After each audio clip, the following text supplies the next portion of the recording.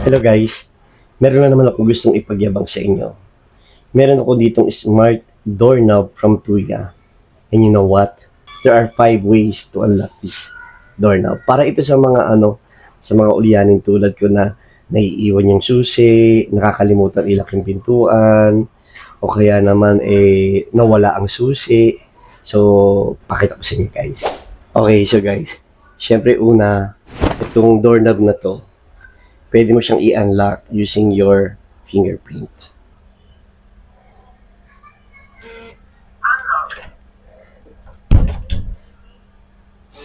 At pag nagpupunta kayo sa hotel, di ba meron mga ating natawag na key card. Ito yung key card na gagamitin naman natin para unlock.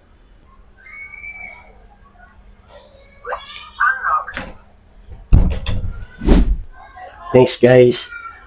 Pwede rin naman siya gamitan ng 629 code na pwede ninyong gamitin.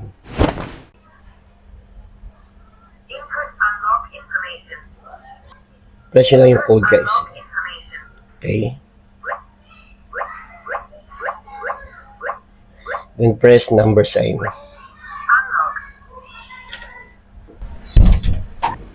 Pag nagkamali kayo ng encode o ng input ng code niya doon sa kanyang doorknob, magre-red siya and mag-alarm.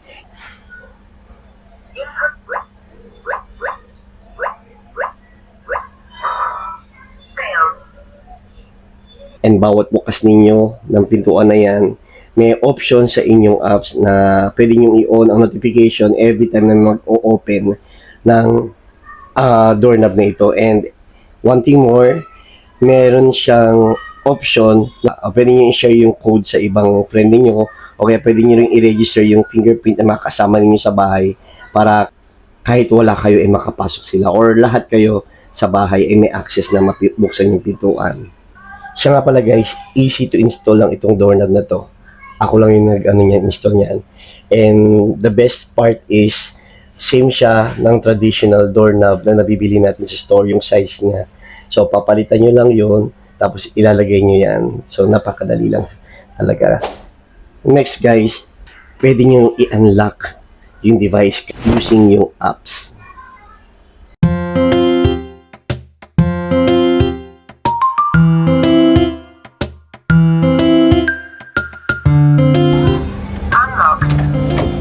Ang tanong, di baterya siya guys, using 4 pieces ng AAA na battery. Base sa mga comment o sa mga reviews ng ibang mga meron ito, between 6 to 8 months, and yung iba naman sabi nila 8 months to 1 year yung battery. So ang tanong, paano pag nalobat? Tuwanan mo ang iyong problema. Pag nalobat siya guys, huwag kayong mag-alala kasi meron naman siyang susi pa din na pwede ninyong gamitin kung halimbawa na namatay na siya o naubos na yung kanyang battery.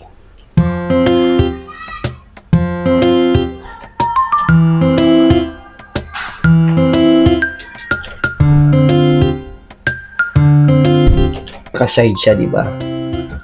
Naka-side siya. So kapag nakaganyan siya, ma-open at ma-open siya. Open yan. Dapat huwag niyong kalimutan na balik siya dun sa dati na nakaganyan para hindi siya mabuksan. Meron naman siyang kasamang manual guide for installation. And bago ko makalimutan, kasama pala yung 2 piraso nitong susi na to at kasama rin yung 2 piraso nitong key card na ito. Meron siyang may voice kayo maririnig, lock, failed, or unlock. Pwede nyong i-mute, pwede nyong i-low yung volume, pwede nyong i-high yung volume, o pwede namang standard lang na tama lang. So, sa mga ayaw ng may tunog pa, pwede nyo siyang i-mute guys. May ibang mga option pala siya guys.